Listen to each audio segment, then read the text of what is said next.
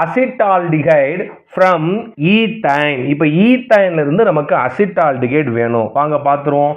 Ethyne formula வந்து என்னதுமா CH triple bond CH, ஏன்னா ஈத்தைன், ரைட்டா? இதை என்ன செய்ய போறோம் அப்படின்னா ஹைட்ரேஷன் பண்ண போறோம். ஹைட்ரேஷன்னா வாட்டரை உள்ள கொண்டு போக போறோம், ரைட்டா?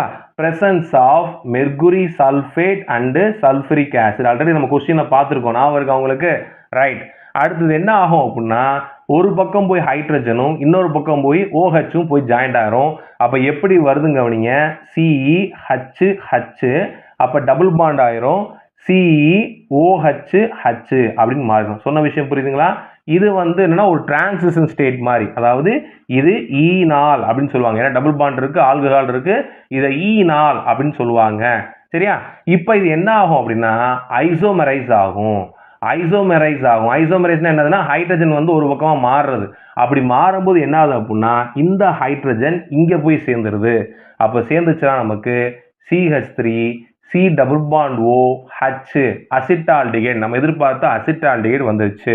சொன்ன விஷயம் புரியுதா ஐயா?